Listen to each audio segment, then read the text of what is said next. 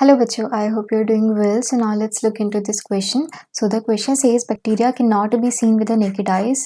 True, क्योंकि वो micrometer in size है and we cannot see them with our bare eyes. But these can be seen with the help of the microscope. Yes, if you have to carry a sample from your home to your biology laboratory to demonstrate the presence of the microbes, then with the help of the microscope, which sample would you carry? आप कौन सा sample carry करोगे अपनी biology laboratory में to demonstrate the presence of the microbe? So जो सबसे easy है और easily available we can say वो सैम्पल है कर्ड का. यस, दही. कर्ड में होते हैं rod shaped bacteria. These rod shaped bacteria वो भी मिलियंस ऑफ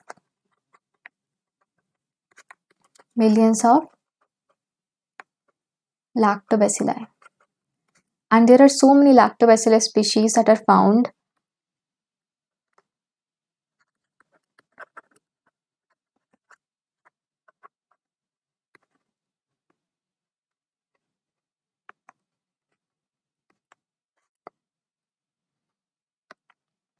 अब इनका नेचर देख लेते हैं. देखो, these are the rod shaped.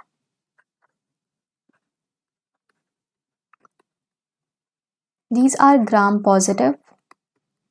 मतलब जब ग्राम स्टेनिंग की गई, पहले हमने क्या किया, क्रिस्टल वॉलेट से ट्रीट कराया, उसके बाद में आयोडीन एज ए मॉडरेंट, उसके बाद में डीकलराइजर, उसके बाद में हमने counter strain that is saffron इनसे ट्रीट कराया, तो हमें पता लग गया कि हमारा बैक्टीरिया ग्राम पॉजिटिव है.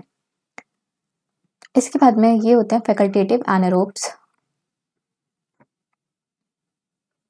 अगर फैकल्टेटिव वर्ड आ जाए इसका मतलब ये है कि these are not strictly anaerobic. मतलब ये एरोबिक इन्वायरमेंट और एनारोबिक इन्वायरमेंट दोनों में रह सकते हैं. तो जब आपने 40x में देखा, आपने क्या किया, अपने कर्ड का सैंपल था, उसमें से एक ड्रॉप आपने अपने स्लाइड में, you put one drop on a slide, alright, and then आपने उसको 40x में देखा तो आपको कुछ ऐसा दिखेगा. फिर आप 100x देखोगे with the help of the emulsion oil, तो क्या होगा कि वो आपको एक पर्टिकुलर बैक्टीरिया को आप देख सकते हो, उसको एनालाइज कर सकते हो. तो उसमें होता है DNA and cell wall, cell membrane, capsule, cytoplasm and ribosomes. तो बेसिकली होता क्या है, these bacteria are going to act on the lactose. ठीक है, दैट इज अ शुगर. कहाँ पे प्रेजेंट है? ये मिल्क में प्रेजेंट है. और हमें पता है कि ये वाले बैक्टीरिया क्या करते हैं, दिस पर्टिकुलर शुगर पे एक्ट करते हैं, that is there in the milk. So bacteria आए, उन्होंने लैक्टोज पे एक्ट किया. अब ये क्या बना लेंगे, लैक्टोज से बना लेंगे लैक्टिक एसिड.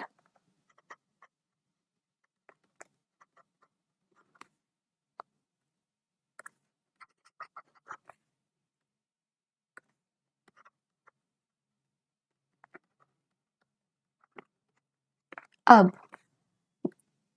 जो लैक्टिक एसिड फॉर्म हुआ, ठीक है, बहुत कम पीएच हो चुका है. अब क्या होगा, they help in the partial digestion of the milk proteins और कोगुलेशन में हेल्प कराएंगे. तो हम क्या लिख सकते हैं,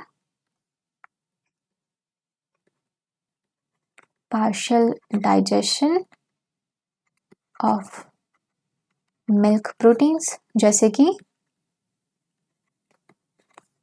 कौन सा है milk protein, casein, and also helps in the coagulation.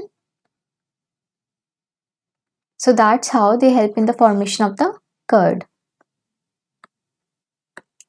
So I hope you understood it well, and all the best.